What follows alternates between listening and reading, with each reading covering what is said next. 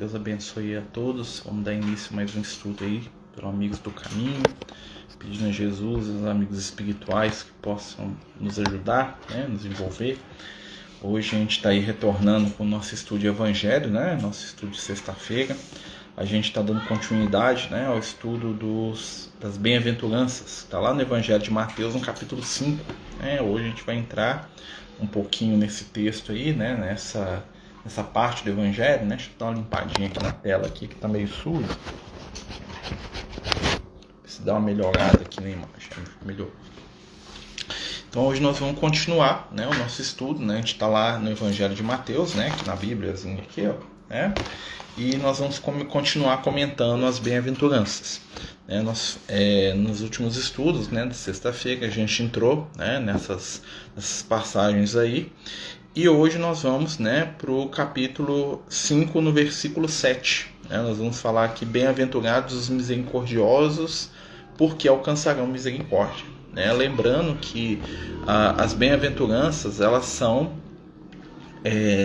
o manual que Jesus nos deixa para a gente poder crescer espiritualmente.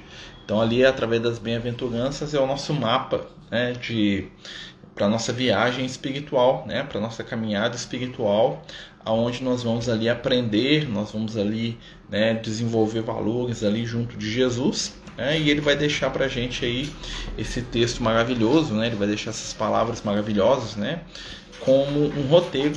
A gente vai seguir, para a gente chegar no caminho dele. Vamos lembrar que tudo que Jesus falou, tudo que Jesus fez, tinha por objetivo facilitar a nossa caminhada evolutiva, facilitar o nosso processo de melhora e de aprimoramento espiritual. Então Jesus, ele vai abrindo o caminho para a gente, ele vai nos mostrando o que fazer, como fazer, aonde fazer, como se ele nos desse aí o mapa da mina, tá certo? Então, como hoje aí é dia de estudar Evangelho, se alguém quiser também trazer um comentário, nos ajudar, perguntar, fiquem totalmente à vontade aí, porque esse é o nosso objetivo hoje, tá bom? Então a gente vai continuar aqui, e lembrando que a gente fez nos últimos estudos, e salvo aí no IGTV, no YouTube também, os outros estudos dos versículos anteriores, só para a gente recapitular, a gente vai começar, vou ler de novo aqui até o 7, só para a gente dar uma puxada, pelo raciocínio aí. Vendo Jesus, então, aquela multidão, subiu ao monte, e tendo se assentado, aproximaram-se dele os seus discípulos, e ele, abrindo a sua boca, os ensinava, dizendo. Lembrar que o monte ali representa elevação, o se assentar vai representar ele se colocar na posição de igualdade com aquelas pessoas, e ele abrir a boca e falar, é o que? Ele tirar algo de si e dar para o próximo. Então todo o fenômeno de doação, todo o amor que Jesus tinha, ele vai passar através dos seus ensinamentos, e ali ele vai começar a falar das bem-aventuranças, que são dicas que ele vai dar para a gente crescer espiritualmente. Então vamos lá, primeiro: bem-aventurados os pobres de espírito, porque deles é o reino dos céus. Lembrando que pobres de espírito é todo aquele que sabe que precisa aprender. Bem-aventurados os mansos, porque possuirão a terra, ou seja, aqueles que são pacientes, equilibrados, aqueles que estão no controle de si mesmos, sem se deixar manipular pelo que está do lado de fora. Bem-aventurados os que choram, porque serão consolados. Então, quem é o que chora? É aquele que já percebeu a necessidade da mudança, da transformação, que já está querendo construir um caminho novo. Bem-aventurados os que têm fome e sede de justiça, porque serão saciados. Ou seja, felizes são aqueles que já estão buscando se equilibrarem. Então Jesus vai dando aqui algumas dicas, Então o que a gente precisa para crescer espiritualmente? Primeiro, saber que nós não sabemos de nada, ou seja, entrar no estado de pobre de espírito, querer aprender. Depois, ter autocontrole, ter autodomínio, estar consciente de si mesmo. Terceiro passo, nós precisamos aprender a chorar, aprender a lidar com aquilo que nós fizemos, com as consequências dos nossos atos, e parar de fazer os outros chorarem. Quarto passo, nós devemos buscar a justiça, mas não a justiça dos nossos direitos, porque o direito ele sempre vai vir, né? Nós sabemos que das leis da natureza o que é nosso vai chegar, né?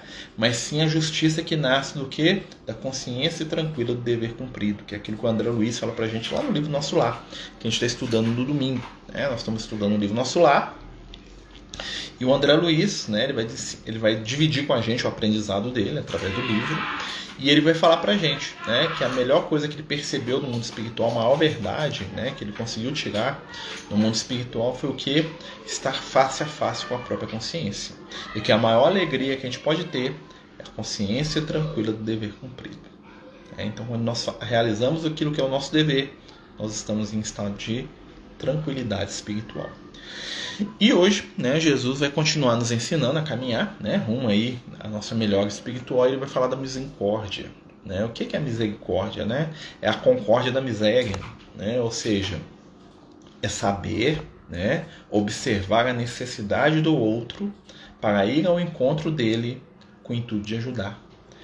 O misericordioso é aquele que percebe as limitações alheias, e as suas próprias também, por consequência, porque se eu consigo perceber as fragilidades dos meus irmãos, eu vou conseguir perceber as minhas. Se eu conseguir compreender, respeitar e trabalhar os erros alheios, eu vou compreender, respeitar, trabalhar os meus erros. Então a misericórdia está muito ligada nessa situação de causa e efeito, de compreender o nosso papel na vida, compreender a nossa realidade, entender o que nós estamos fazendo aqui no plano físico, porque enquanto encarnados, enquanto aqui espíritos da matéria, nós precisamos, de misericórdia, nós precisamos de compreensão, nós precisamos de ser compreendidos, balançou um pouquinho aqui, e de aprendermos a compreender também, por isso Jesus fala assim: bem-aventurados os misericordiosos, bem-aventurados aqueles que já trabalham para entender. Eu lembro uma vez o Lucas falando com a gente que esse momento que a gente está vivendo, essa encarnação, ele fala isso comigo desde que eu sou criança, é um momento que a gente precisa aprender a trabalhar a nossa compreensão, que nós vamos vencer a prova dessa vida material, dessa existência aqui, no final do século XX, início do século XXI, nessa transição, de século, de milênio, que nós estamos vivendo, a partir da compreensão, do entendimento. E hoje o que mais falta no ser humano é capacidade de entender uns aos outros. Nos falta empatia, porque nos falta desejo, e esforço de contato. É interessante a gente falar isso, mesmo estando aqui à distância, mas hoje nós precisamos, acima de tudo, de contato, de empatia, de construir ligações, pontos em comum, de descobrir fatores de união entre nós. Nós precisamos nos descobrir semelhantes, não iguais, porque igual ninguém é. Todos nós somos seres únicos no universo. Todos nós somos seres indistinguíveis uns dos outros no sentido da aparência, porque juntar a gente mais ou menos igual fisicamente, mas na intimidade, cada um de nós é obra de arte da eternidade. Cada um de nós é reflexo divino, espelhado em momento, situação e possibilidade de existir. E quando a gente pensa nisso, nós vamos ver o quão fantástico é o espetáculo da vida. E aí nós vamos começar a lidar com os nossos irmãos, com aqueles que convivem conosco, observando-os de maneira diferente, não sendo diferente. Porque cada um de nós é possibilidade, cada um de nós é realização, cada um de nós é eternidade. Um amigo espiritual uma vez falou pra gente que nós somos que a vida é momento de eternidade presa no cristal do tempo. Essas coisas poéticas, Sou muito poético, mas eu guardo, eu tenho uma memória boa, então eu guardo e fico repetindo. Parece que é até meu, não. Dos amigos espirituais. Então assim, nós temos que guardar momentos. E normalmente, nós nos sentimos afinizados com aqueles que sentem como nós, pensam como nós. E para a gente descobrir quem sente como nós precisamos conviver, nós precisamos relacionar, nós precisamos suportar. Como Jesus se tornou tão próximo da humanidade? Foi quando ele encarnou. Não que ele não estivesse próximo da gente, mas Jesus se tornou uma figura corriqueira e cotidiana na nossa realidade, né? Na nossa percepção, no nosso pensamento, porque Jesus se tornou alguém próximo, alguém com o qual nós tínhamos similaridades. Então Jesus, quando ele encarnou, quando ele andou entre nós, quando ele pensou, quando ele sentou, quando ele comeu, quando ele bebeu, quando ele riu com os amigos, quando ele contemplou as estrelas, quando ele estava aqui na matéria igual a gente, ele estabeleceu pontos de conexão, pontos de contato conosco. Não que ele precisasse disso, porque ele já está conectado com a gente desde sempre, mas sim que nós precisávamos, né, desses pontos. E hoje, né, a misericórdia tem tudo a ver com isso, porque nos falta muita misericórdia. Normalmente a gente pensa misericórdia do ponto de vista de alguém que precisa mais que a gente. Então a gente quer ter misericórdia por aquela pessoa pobre, humilde, constrita, de joelhos na nossa frente e que precisa que a gente estenda as mãos para ele. Aí eu tenho misericórdia. Enquanto eu, na posição de doador, de senhor, daquele que controla, que tem poder, aí eu sou misericordioso. Mas e a misericórdia por aqueles que estão, de certa maneira, acima de nós? E a misericórdia pelos nossos líderes? E a misericórdia por aqueles que detêm o poder transitório e ilusório da matéria? Nós agimos de misericórdia, muitas vezes, com irmãos que são subservientes, à nossa vontade. Mas, dificilmente, nós vamos agir de misericórdia com aqueles que mais precisam, que são os doentes espirituais encarnados. São aqueles que envergam títulos, são aqueles que envergam contas bancárias, nomes famosos, são aqueles que envergam poderes ilusórios aí, transitórios, seja um poder que, a partir do dinheiro ou do poder político. Raramente nós exercitamos misericórdia com esses irmãos, que são muitas vezes mais doentes e desequilibrados, do que aquele companheiro que vive na rua, que vive na sarjeta, que vive ali no estado de pobreza absoluta. Porque se um tem a pobreza da matéria, muitas vezes aquele que lidera, aquele que governa, aquele que está acima, aquele que detém um título de poder ou o cargo de chefia, é pobre do espírito. É pobre no sentido de que não carrega em si valores. É mendigo de afeto, é mendigo de entendimento, tá com o cofre cheio, mas é um mendigo no sentir, é um mendigo no entender. Nós temos companheiros muito sábios, com muito conhecimento, com muita informação, mas que são alienados espirituais. Bem difícil ser misericordioso com esses doentes, Com certeza porque nos falta pontos em comum, porque nós sempre tratamos o outro em cima de vibrações primárias. O que isso quer dizer? Quando a pessoa é desagradável, eu devolvo desagradabilidade para ela. Quando a pessoa é agressiva, eu devolvo agressividade. Jesus nos ensina lá no Evangelho, trazendo aqui para a questão do misericordioso, tem uma lição de Jesus que vai nos ajudar a entender isso. Quando Jesus fala assim, oferecer a outra face. O que é oferecer a outra face? Deixar os outros bater na gente, ser idiota? Não. Oferecer a outra face é trabalhar a vibração de uma maneira diferente. Então, quando você vê uma pessoa muito arrogante, muito cheia de si, muito que se acha a última bolacha do pacote, isso é comum, Por que eu sou isso? Por que eu sou aquilo? Você sabe com quem você está falando? O que nós temos que devolver para essa pessoa? Normalmente nós devolvemos tanta arrogância quanto.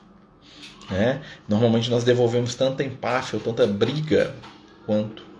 Então nós entramos na mesma onda de disputa de poder. O que nós precisamos trabalhar é aprender da outra face, ou seja, devolver o mal com o bem. Orai pelos que vos caluniam. Lembra Jesus falando isso pra gente? Quando ele fala isso, ele não está falando isso porque a gente tem que ser bonzinho, não. Ele está falando isso porque isso vai nos imunizar espiritualmente do ataque das trevas. E as trevas, elas nos atacam, sabe como? Nos fazendo igual a eles. E quando que eu sou igual a um companheiro desequilibrado? Quando eu desequilibro junto com ele. Porque ele me joga uma isca, eu mordo, e eu caio espiritualmente naquele estado. E quando eu odeio quem odeia, eu estou caindo na energia da treva. Quando eu quero brigar com quem briga, eu estou caindo na energia da treva. Quando eu tenho raiva, eu fico nervoso, eu agrido quem está querendo me agredir, estou na energia da treva.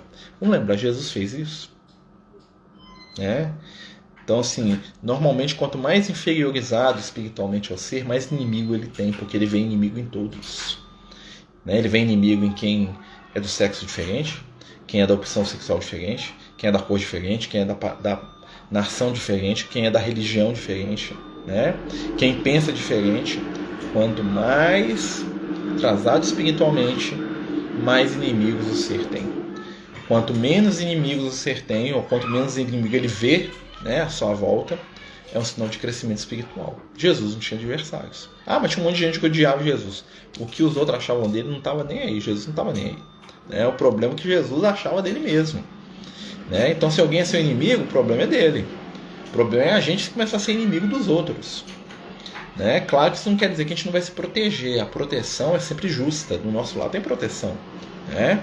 O que a gente não pode é descer ao nível das vibrações inferiores de quem é doente espiritual.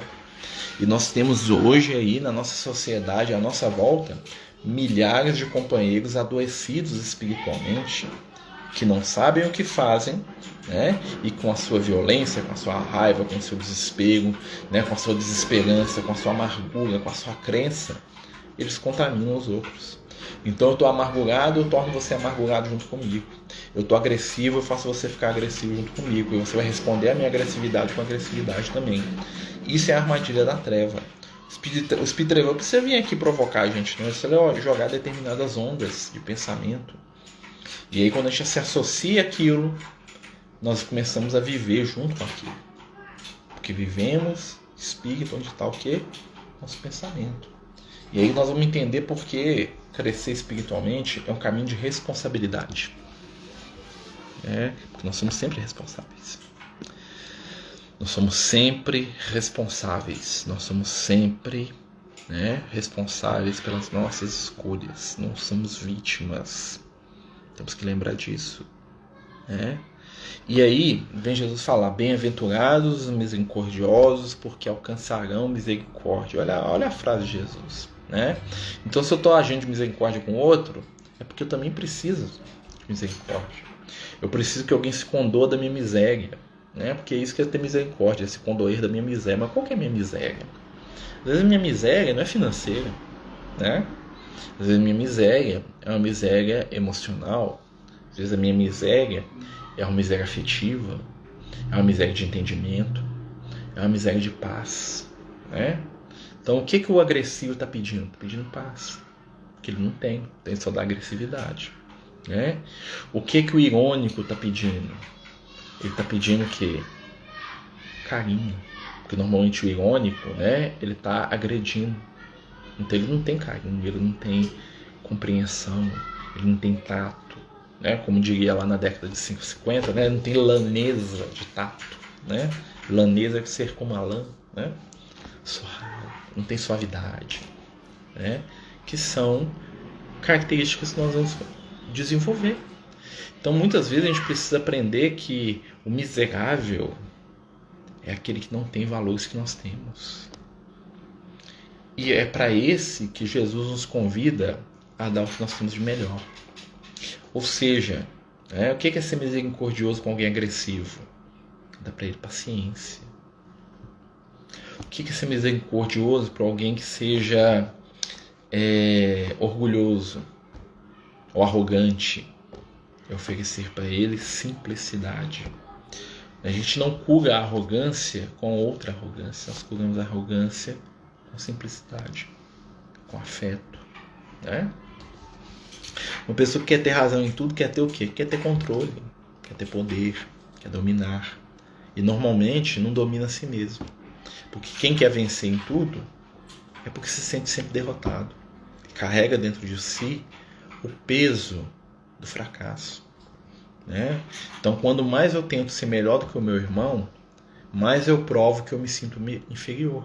Né? Existem pessoas que são desesperadas por aquilo que os outros acham deles. Meu cabelo, minha barba, meu Deus, meu olho aqui, nossa senhora, eles vão achar que eu tô né? Vão achar que eu tô morrendo aqui, que eu tô todo esquisito. Meu Deus, né?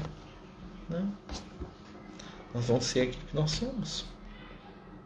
Né, meus amigos? Então, assim, quando a gente pensa em misericórdia, é a gente olhar para o outro além do defeito dele. Porque todos nós temos defeitos. E os amigos espirituais e o Cristo olha para nós, apesar dos nossos defeitos. Jesus nos ama apesar de todas aquelas dificuldades que a gente sabe muito bem que a gente carrega, né? O Lucas gosta de mim aqui, apesar de eu ser esse traste aqui. Ele gosta de mim, até gosta. Né? Vem aqui me visitar quase todo dia. Né? E olha que eu sou esse aqui. Vai saber, né? Nossa Senhora. Né? Então a espiritualidade aprendeu a nos amar pelo potencial de luz que nós temos. E isso que eles querem ensinar pra gente. Isso é ser misericordioso. É acreditar na luz que existe. Sabe quem é mais misericordioso? Mãe. Eu gosto muito quando o Lucas fala de mãe. Porque a mãe ela tem uma capacidade de misericórdia muito grande. Porque a mãe consegue ver, né, o bem. Mesmo, né, no escuro, na treva. Né? Vai lá ver a mãe do André Luiz. O André Luiz estava lá no umbral, lá, lascado, lá, né? Egoísta, arrogante, lá, cheio de problema. A mãe dele fala, não, o André tem coisa boa. Né? Você pega o livro Libertação, vai ver a Matilde, um espírito iluminado. Né? Ela olha pro Gregório, que é o chefe das falanges das trevas, o cara desequilibrado, espírito mal, né? Todo mundo tremia na frente do Gregório, que é um tirano, né? Um diabão mesmo, vamos dizer assim, né? Tô brincando aqui, né? Coitado do Gregório, espero que ele esteja bem. A Matilde via nele o filho querido, que ela desejava ardentemente estreitar nos braços. Né? Você pega o livro Ave Cristo, né? Você vai ver lá o Ave Cristo, você vai ver lá o Quinto Varro, né? Que é um espírito de luz, uma entidade veneranda, como diria o Divaldo, né? Um espírito iluminatíssimo. Né? E ele tinha lá o filho dele, que é um espírito pervertido, desequilibrado, violento. Né? Matou os meninos lá, tudo lá na base da cabeça, soltou os cachorros comeram os meninos lá, mataram os meninos na frente dele lá. Né?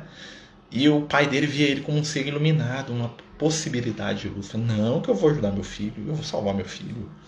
E o amor dele dava a ele misericórdia. E essa misericórdia que ele tinha pelo filho dele ensinou ele a ter misericórdia com as próprias fragilidades, com as fragilidades dos outros. Bem-aventurados os misericordiosos, porque alcançarão a misericórdia, né?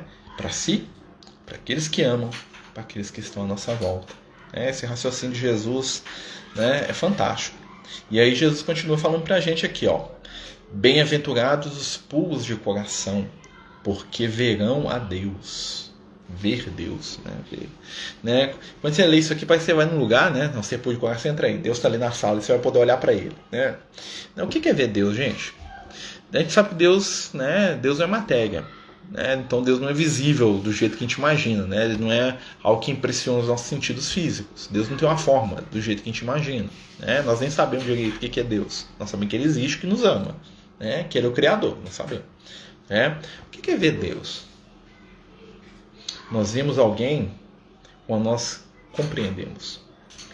Bem-aventurados os puros de coração. O que é ser puro de coração? Ser puro, né? Para muita gente, ser puro é quem nunca fez sexo, né? Quem não pensa em. Quem não tem desejos sexuais é puro. Né? Então, tipo, normalmente criança, recém-nascido, né? O que é pureza? Né? Se a gente pensa, o que é uma água pura? É que não se contamina. Tudo aquilo que mantém a sua essência original é puro. E é possível a gente se purificar, sim, né? Porque a pureza está em viver de acordo com a nossa consciência. Então, quem é um espírito puro? É um espírito que já se despiu das suas ilusões, né? E que dá conta de ser ele mesmo, sem querer alcançar parâmetro externo. Um espírito que já se purificou, ele faz o bem que ele dá conta dentro do livro evolutivo dele. Ele não quer ser Jesus, ele não quer ser o Chico Xavier, ele não quer ser Pedro, Paulo, Tiago, João, Manuel, ele quer ser ele mesmo. É alguém que já consegue ser ele mesmo. Isso é um espírito puro. É um espírito que já chegou num ponto de evolução que ele percebeu que a única dificuldade, o único compromisso que ele precisa ter, né? Nem dificuldade, o único compromisso que ele tem é com a própria consciência. Então ele se compromete a ser o melhor ser que ele pode, sem sofrer. Né? E que fantástico é isso, né? A gente poder imaginar, né? Então, o que é ver Deus? Né? Ele está integrado com a vontade divina, a vontade do Pai, né? É a minha vontade. Jesus não falava isso? É porque Deus ficava falando na cabeça de Jesus o tempo todo que ele tinha que fazer? Não. É porque Jesus estava sintonizado com os ideais do Pai. Então, naturalmente, tudo que Jesus fazia era reflexo daquilo que Jesus, né, percebia do divino. Né? Então, eu e o Pai somos um. Jesus falava isso. Né? Não quer dizer que Jesus era Deus, não. Quer dizer que Jesus estava conectado com a essência divina que havia nele. Então, através dele mesmo, ele entendia Deus, ele sentia o Pai. Né? Boa noite, Gisele, bem-vindo. Né? Deus te abençoe aí com todos os companheiros aí, né, que estão aí nos ajudando aí nesse trabalho. Nós estamos falando das bem-aventuranças. Hoje nós estamos falando bem-aventurados os misericordiosos e bem-aventurados os puros de coração. Né? E essa pureza ela pode ser construída. Então vamos trabalhar. Como chegar a ser puro? Vivendo a misericórdia. Tendo misericórdia nas nossas relações, para de julgar, para de cobrar. Né? Claro que a gente vai observar o que é certo e errado. Né? Mas a gente vai trabalhar nossa compreensão, nosso entendimento, nossa capacidade de ver a luz. Só tem luz quem enxerga a luz. Só tem perdão quem perdoa. Só tem compreensão do amor de Deus aquele que busca compreender a limitação dos que convivem com Ele. Nós temos duas escolhas na nossa vida: ou ver a treva ou olhar para a luz. E todos os seres que convivem conosco, pelo menos a maioria esmagadora, ainda carregam dentro de si conteúdos luminosos, que são fatores eternos, e aí que está o segredo, né? Porque a luz nunca acaba. Né? Mas carregam também zonas escuras, trevas que precisam ser iluminadas. E como que a espiritualidade ilumina a nossa treva? Com carinho, com conhecimento, com amor, com convivência. O mundo regenerado é um mundo no qual nós vamos aprender a conviver uns com os outros, a ter mais contato, a ter mais intimidade. Né? Nós temos intimidade com quem nós amamos, não é isso? Nós temos pouca intimidade. Né? E a intimidade não é o contato físico. A intimidade é o coração aberto um para o outro. Né? Aceitando o outro como ele é. Nossa dificuldade isso aí, né? Nossa Senhora, é tão bonito falar, né? Mas nós vamos conseguir, né? Os Espíritos falaram, nós vamos chegar lá, nós estamos quase, um pouquinho, nós vamos conseguir esse negócio. Né, gente? Nós estamos falando das bem-aventuranças, né? É sempre bom falar desse texto do Evangelho aí, né? Jesus, ele sabe tudo, né? Ele vai nos ensinar aí o caminho das pedras, como diria aí, né? Continuando, né? Ele fala assim, ó, bem-aventurados os puros de coração, porque verão a Deus. Mais uma vez, estou repetindo, porque a gente tem que introjetar, né? Então, ver Deus. Para ver Deus, você tem que limpar a sua vista, né? Purificar o seu olhar, sua forma de enxergar o outro. Porque Deus está dentro de cada ser. Né? Deus é o criador de tudo que existe. Não quer dizer que ele é tudo. Tá? É diferente. Deus criou. Mas através da criação, nós conseguimos enxergar o Criador. Quando você olha uma obra de arte muito bonita, você consegue ver o reflexo da alma daquele que a fez. Né? Você vai lá no museu lá e vê uma obra de arte lá do um pintor, do escultor, seja lá quem for. Né? Naquilo que ele faz, você vê o reflexo dele. Então, onde que nós vamos ver Deus? Os nossos irmãos, que são reflexos da criação divina. Inclusive naqueles mais difíceis, sabe? Aquele lá que você está pensando meio que você acha que é insuportável, é ele mesmo. Tá? Então, o reflexo de Deus ali. Se você olhar direitinho, se você parar para olhar com muito amor, com muito carinho, você vai começar a ver, tá? Mas fulano de tal é insuportável. Pode até ser insuportável, mas que Deus criou ele, tem muito amor ali, tem. Fulano de tal é um desequilibrado. Pode até ser desequilibrado, mas que Deus criou ele com muito amor, pode ter certeza. Né? E trabalhar o amor é o segredo. E conviver é a ferramenta do amor. E hoje, o que a gente faz quando a gente tem problema com alguém? A gente se isola. Se a gente foge da convivência. Porque conviver dá trabalho. Né? Para conviver eu tenho que aceitar a diferença, eu tenho que aceitar o outro do jeito que ele é, eu tenho que me mostrar do jeito que eu sou. Aí, vocês vão me ver como é que eu sou de verdade. Meu Deus do céu. Vocês vão ver como é que eu sou de verdade. Vocês não vão gostar mais de mim, porque vocês vão ver que eu tenho um monte de defeito. Então eu prefiro ficar à distância aqui, fico aqui, bonitinho, de longe, né? Sou legal, gente boa. Né? Então conviver, né, nos ensina. E quando a gente começa a conviver de verdade, nós desfazemos ilusões. Nós desfazemos, né, ilusões acerca uns dos outros. E aí, por que os espíritos de luz nos amam? Desculpa, gente, bocejando aqui, né? Vibrações, né? Normalmente quando a gente boceja, não sei se você sabe, né? Tem muitas vezes, tem uma que é porque você tá com sono mesmo, tá? Muitas vezes quando a gente boceja é porque tem alguma vibração espiritual, você tá absorvendo aquilo, né? Muitas vezes a gente, o segredo da convivência, né? Muitas vezes a gente tem dificuldade de lidar com o outro, por quê? Porque a gente não quer se aproximar. Se aproximar é difícil, né? Quando eu ajudo o meu próximo, eu estou vendo Deus, mesmo que eu muitas das vezes não consiga aceitar a diferença. Com certeza. Nem precisa ajudar quando você tenta entender o seu próximo. Né? Quem é seu próximo é aquele que cruza o seu caminho, seja no momento que for. Né? Tem próximo aí que cruza o caminho da gente pela televisão. Tá vendo lá o cara, ela está hostilizando o cara espiritualmente o tempo todo. Eu paro pra pensar nisso. Quando não gosta de alguém, né? Isso acontece muito político, né? Você olha determinado político e fala assim, esse cara é um porre. Né? Esse cara é maluco, esse cara é isso, esse cara é ladrão, eu estou hostilizando. Né? Ele é o meu próximo. Imagina, já chegar no mundo espiritual e falar, não, esse cara que você vê na televisão, ele é seu próximo. Você vê ele todo dia. Você não aprendeu a amar o próximo? Ah, não, achei que o próximo é um mendigo que passava aqui e me pediu uns 5 reais para comprar cachaça. Até dei. Não, meu filho, o próximo é aquele que você vê na televisão todo dia e fica mandando mensagem para poder destruir a vida do cara. Né? Que você fica fazendo piadinha de baixo nível. Esse que é o seu próximo. Né? Quem que é o próximo? É aquele com o qual nós nos relacionamos mentalmente. Né? E nós vamos começar a perceber que te detesta um monte de gente, né? Faz parte, né? Mas nós vamos melhorar, nós estamos aprendendo, né? Nós vamos começar a entender, né? E eu acho que isso é um sinal da nossa maturidade espiritual, que nem sempre nós precisamos concordar com as pessoas, ou nem sempre elas precisam fazer o que a gente quer.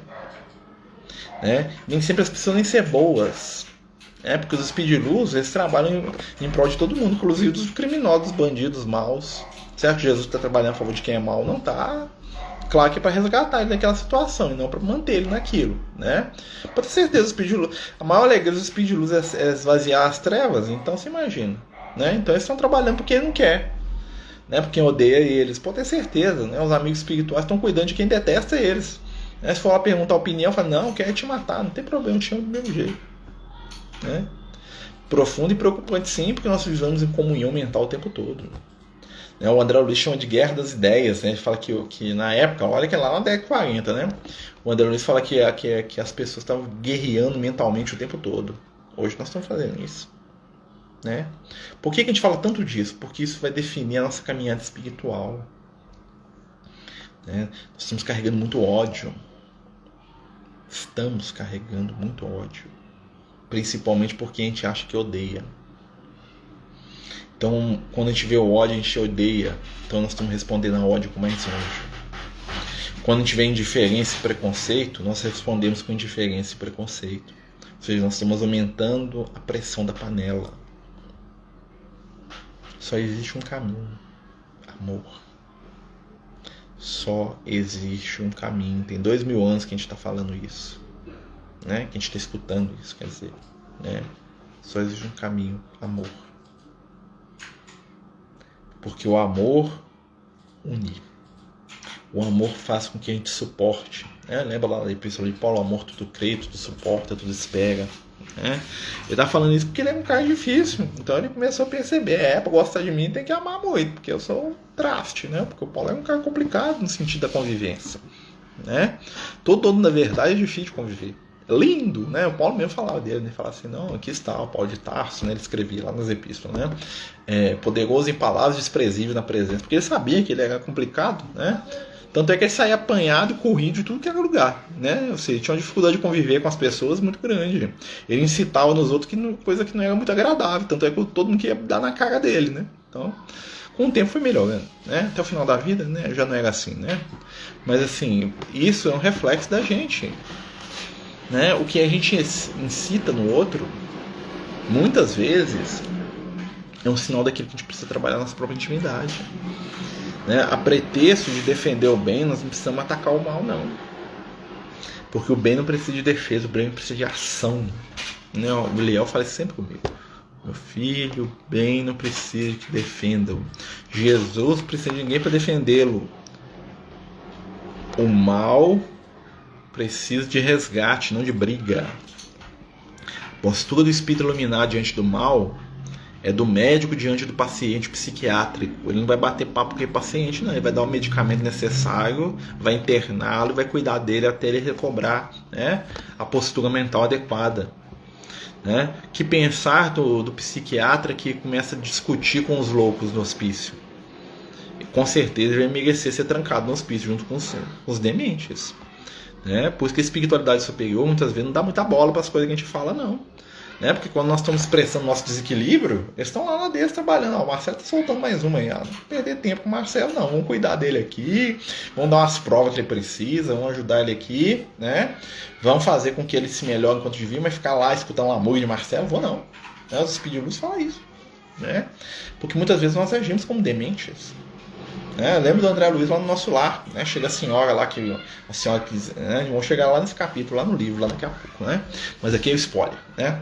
Então o André Luiz está lá no nosso lar, né? Tá lá atendendo as pessoas que estão chegando, né? Tá todo feliz que ele tá trabalhando, né?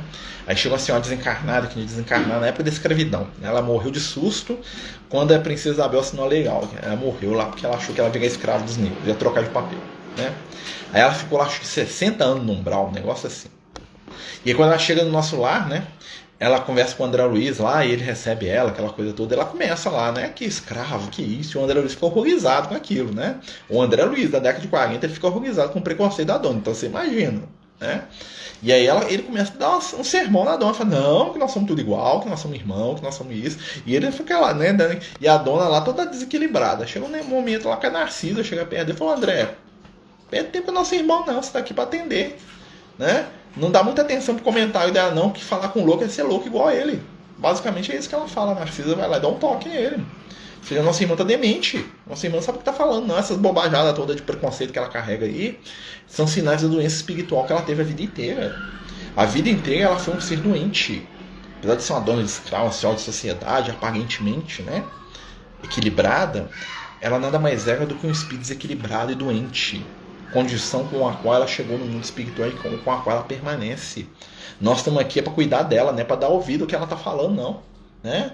Concorda lá, é isso aí mesmo, e vamos embora, vamos trabalhar.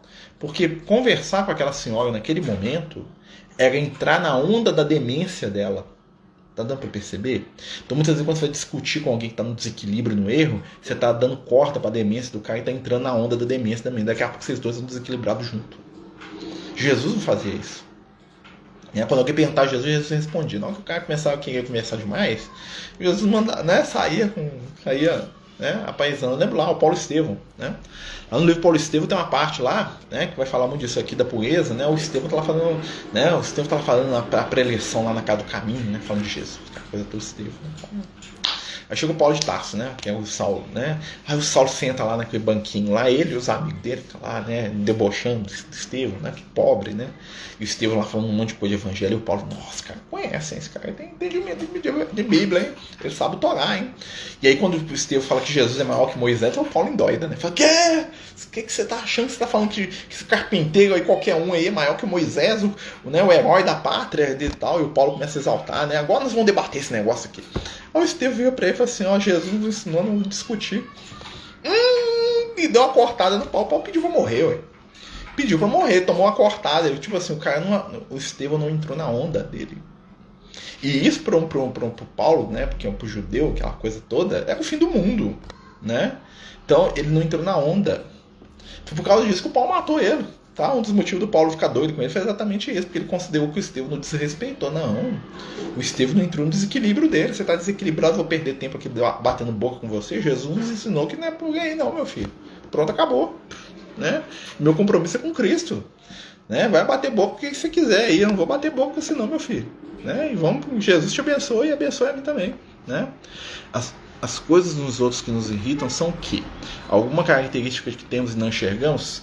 Né? Os amigos espirituais eles falam, né? Até a ciência fala isso, né? Que muitas vezes a gente vê no outro situações que nós temos ou situações que ainda não estão bem resolvidas na nossa intimidade. Né? Então, por exemplo, às vezes não é algo que eu tenho hoje, mas é algo que na existência passada foi um ponto fraco que eu tive e aquilo me incomoda de sobremaneira. Né? Às vezes a gente brinca lá, né? Tem umas brincadeiras assim, fulano de tal que fala muito de homossexual porque, né, é enrustido. Pode ser que na encarnação passada ele sofreu com isso e agora ele tenta jogar isso em cima dos companheiros, né? Num preconceito idiota. Então, muitas vezes, o que eu tenho dificuldade de lidar representa algo que ainda não está consolidado na minha intimidade. Né? Por exemplo, quer ver? Ó, vamos passar para um outro aspecto. Imagina assim, pessoas que têm dificuldade de ouvir opinião alheia. Talvez, né, no fundo, seja um reflexo que eu sou meio dono da verdade. Né? Eu rio para você enquanto você concorda comigo, mas na hora que alguém discorda, eu já dá vontade de, né, torcer o pescocinho dele. Então, quer dizer o seguinte, pode ser que em algum momento eu fui muito intransigente e isso está me lembrando que eu tenho que melhorar esse negócio. Muitas vezes o que nos incomoda, não quer dizer às vezes que a gente tem isso em grau, né, exacerbado, pode até ser, mas pode ser que alguma coisa a gente precise trabalhar, nossa compreensão, você entende? Pensar nisso. Por que isso está me incomodando? Será que está me incomodando porque eu estou falhando nisso com meu irmão? Ou será que é porque eu ainda tenho isso de certa maneira na minha intimidade que não foi consolidado ainda? Né? Porque tudo que acontece com a gente tem por objetivo nos ensinar e nos ajudar a crescer. Né? E muitas vezes a gente vê as coisas com pouca maturidade. Né? Muitas vezes a gente nem conhece e cria um clima. Por quê? Porque é questão de onda, de pensamento. Né? Nós estamos associando e repudiando ideias o tempo todo. Então quem vibra mais ou menos igual a gente gosta e acha que é bom demais. Quem pensa diferente da gente, nós temos uma certa dificuldade. Não quer dizer que o outro seja bom ou mal. Né? Eu já falei isso várias vezes. Né? A gente, no início, a gente sempre pensa que quem gosta do que a gente gosta é bom. Né? Ah, gostei, senti essa energia tão boa. Quer dizer que o outro é bom igual eu. Né? Mas vamos lembrar, os espíritos e as pessoas, nós nos associamos com quem parece com a gente. Inclusive nos defeitos. Ou seja, se eu sou um cara arrogante, se eu estiver no meio de um monte de gente arrogante, eu vou me sentir bem. Se eu sou um cara irônico, eu vou me sentir bem no meio de um monte de gente irônica também. Então pessoas mais humildes, mais simples, vão me deixar meio assim, sem graça. Né? Então assim, nós temos que pensar nisso. Nem sempre o que a gente sente de positivo quer dizer que é virtude. Vamos lembrar, né? Jesus incomodava um monte de gente. Por quê? Porque a vibração das pessoas não era tão boa quanto a do Cristo. Né? Então, muitas vezes, a pessoa que a gente detesta, a gente tem que começar a observar. Será que eu detesto ele porque ele tem pontos positivos que eu não tenho? Ah, mas o cara é um fascino, criminoso. Tá, mas às vezes eu detesto ele porque ele é criminoso, né? Porque ele é mais sincero que eu. Que ele tem coragem de falar o que eu penso. Né? Quantas pessoas aí, né, falam que não gostam de fulano, ciclano, beltrano, chega lá no dia de votar na eleição, vota exatamente no cara que ele fala mal a vida inteira. Né? Eu estava vendo um programa de televisão, né, falando sobre a eleição nos Estados Unidos, né, sem entrar em questão política, né, que não é o nosso objetivo aqui, né, estava falando que o Donald Trump, né, que é companheiro lá que merece muita prece, muita oração, Jesus abençoe, né, isso que nós temos que pensar sobre todas as pessoas, falando assim que quando teve a eleição, né, que ele esperava ganhar porque ele sabia, olha só que interessante, né, que ele tinha o voto envergonhado, ou seja, as pessoas que não tinham coragem de falar que iam votar nele, mas que na hora que chegasse lá na cabine o cara votava, né, porque tinha medo de ser contestado. Né? Então pensa, isso é uma coisa interessante da gente pensar, né? Sem entrar nessa questão de política, quem é certo, quem é errado, que não é o nosso objetivo, né? Nosso objetivo é que Jesus, tá? E Jesus não é de esquerda nem de direita, graças a Deus, Jesus é do amor, né? Então não entra nessa onda não, tá? Mas assim, a gente pensar que muitas vezes nós não temos coragem de admitir pra gente mesmo o que a gente gosta, o que a gente quer. E aí quando a gente chega no mundo espiritual, a gente se surpreende com a gente mesmo. Porque a gente vai para determinada região do plano espiritual e fala, não, mas não gosto disso aqui, não gosta. Você tá aqui porque você quer. Né? Eu lembro da história lá do livro Libertação. Eu gosto de Libertação, um livro ótimo. Né? Que tem um companheiro lá que está lá no meio dos avarentos. Né? Eles separam os espíritos lá. Né?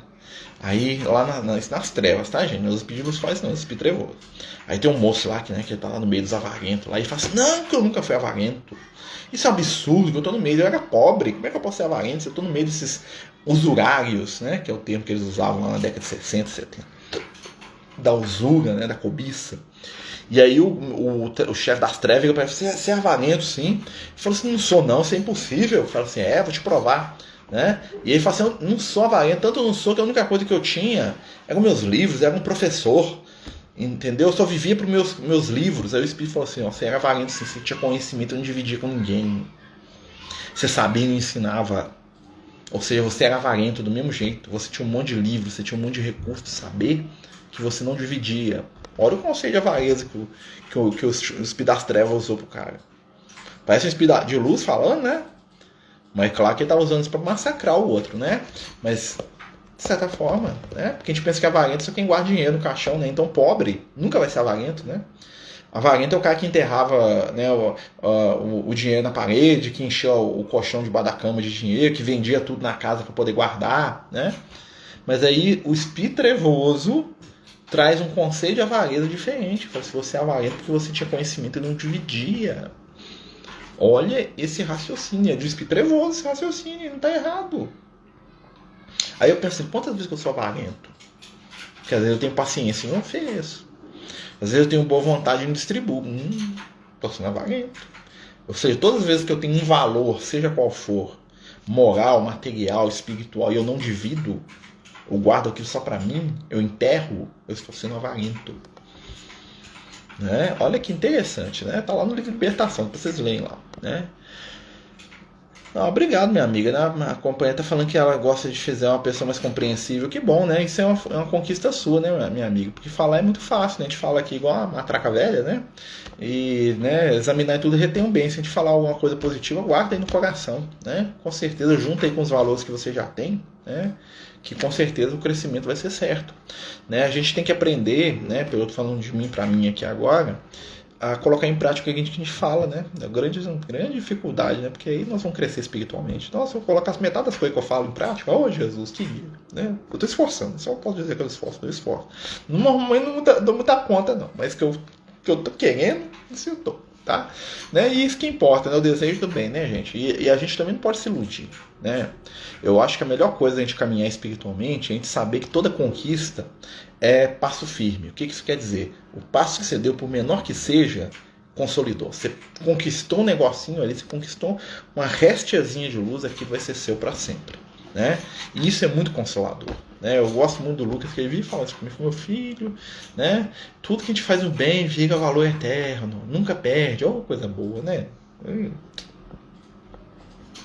Quando senti a necessidade de mudar e melhorar, né? Tô lendo aqui um comentário, que me tornei adepto da doutrina. Perdi vários amigos e até familiares se afastaram de mim, até meus seguidores diminuíram. Acontece, né, minha amiga? Porque é o seguinte, né? Lá no livro, tem um do livro do Chico que ele fala, que o Emmanuel fala, num texto muito bonito que chama Elevação, né? E ele fala assim: à medida que sobes, experimenta, né?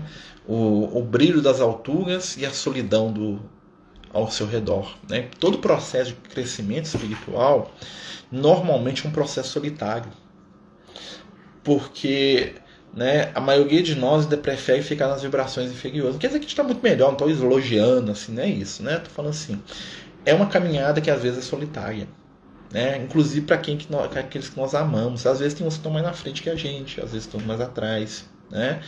E assim, poucos conseguem compreender, porque isso é um momento íntimo. Crescer espiritualmente é algo que é íntimo, não está do lado de fora, né? Sim, por alguns, outros acham que foi até bom, sim. E vão lembrar que a gente está crescendo, a gente está querendo se melhorar, e a gente sabe que a gente vai se reencontrar com, né? Ninguém some da história de ninguém, não. Nós estamos ligados, ó, nós vamos e voltamos, né? Os espíritos de luz voltam para ajudar a gente, né? Outro dia eu estava conversando com um amigo espiritual e falou: ó, meu filho, tem 2000 anos aí que nós estamos no plano espiritual aí, ó, nós estamos... né, tô olhando por você aí, mas a gente não encarna junto tem muito tempo. Eu falei, nossa, eu continuo te amando, né? Foi o espírito que foi minha mãe na encarnação, bem passada, né? Aí eu fiquei pensando nisso, né? Que saudade, né? Mas o amor mantém, né? Então às vezes o espírito precisa seguir até mesmo para ele crescer, ele aprender, para ele poder voltar para ajudar melhor. Às vezes a gente tem que caminhar um pouquinho à frente também, porque às vezes a gente vai abandonar o outro, né? Porque ninguém abandona ninguém, o amor não abandona. Mas às vezes nós necessitamos de momentos que são muito pessoais. E o momento de despertar de cada um pertence a cada um. Então muitas vezes algum está despertando agora para as realidades maiores do Evangelho, e o outro ainda vai demorar aí 100, 200, 1000, 10 mil anos, não sei, né? Então muitos companheiros que nos amam hoje, que estão nas esferas iluminadas, fizeram esse processo há muito tempo. E a gente estava lá batendo cabeça lá e estava doido para a gente evoluir igual ele. Agora que nós estamos começando a acordar para o negócio, vocês estão até felizes, né? Então assim, é o momento de cada um. Nós estamos falando aqui, bem-aventurados, misericordiosos e os puros de coração, tá, gente? Nós estamos viajando na maionese aqui, mas é de propósito, tá bom? Então, gente, nós estamos fechando aqui, né? Semana que vem nós vamos terminar, se Deus quiser. Nós vamos falar aqui, bem-aventurados que sofrem perseguição de justiça e os pacíficos, né? São aqueles que constroem a paz, né? São aqueles que trabalham pela paz, pelo amor, né? Nós vamos falar de semana que vem. Meus amigos, vamos lembrar, né, que a gente está aí num momento muito difícil, muito complicado, mas não vamos perder a fé, né? Daqui a pouco eu vou mandar uma mensagem que o nosso amigo Liel nos mandou hoje, né, a mensagem da noite aí, né? Eu não publiquei porque eu fiquei procurando a imagem que, né, desse aí, né, uma ideia da mensagem, não achei, deu a hora do estudo, acabou que eu não mandei a mensagem do dia, mas eu vou mandar ainda hoje a mensagem do nosso amigo Liel, que estava aqui até pouco tempo atrás aqui com a gente aqui, né, nos falando um pouquinho aí da esperança, da paciência, da fé, né? Para a gente pacificar o nosso coração, para a gente cultivar, né, a serenidade, né? Nos falando aí, né, que nada é por acaso, nós não estamos aí jogados ao léu do universo, não. Nós fazemos parte de um equilíbrio, né? E nós estamos dentro de uma onda de amor que foi construída pelo Criador. Estamos aqui à toa, não somos pouca bosta, não, como diria o outro, né? Brincando, é claro, né, gente? Né? Nós somos frutos do amor divino, né, amigos? Pessoal, domingo nós vamos continuar com o nosso estudo no livro Nosso Lar, nós vamos para o capítulo 9, né? Convido a todos aí que puderem participar com a gente, né? Agradeço aí a todos que participaram do estudo de hoje, pela boa vontade, pelo carinho, pela presença. Lembro aí mais uma vez que os estudos estão ficando aí no IGTV, a gente está colocando no YouTube também, com a ajuda do nosso querido amigo Caio, né, que está aí fazendo esse trabalho de boa vontade e luz pra gente, né? E agradeço a todos aí mais uma vez, né, pelo carinho, pela boa vontade, pela presença, né? E que Jesus possa nos abençoar, nos envolver e nos trazer com o coração serenidade, compreensão, amor, esperança e fé. Querido Mestre, esteja conosco, com aqueles que amamos e nos ensine a amar cada vez mais. Fica conosco hoje e sempre, que assim seja. Graças a Deus. Então, meus amigos, muito obrigado, né? Semana que vem, se Deus quiser, na próxima sexta, nós terminamos aí o Sermão da Montanha. Não terminar, né? Porque é um texto que você vai falar dele a vida inteira, né? Mas a gente fecha aí um pequeno comentário aí, tá bom? Fiquem em paz, né? Até a semana que vem, até domingo, né? Quem quiser nos acompanhar no estudo do livro Nosso Lar, vai ser muito bem-vindo, às 8 da noite, certo? Paz e luz para todos vocês. Muito obrigado.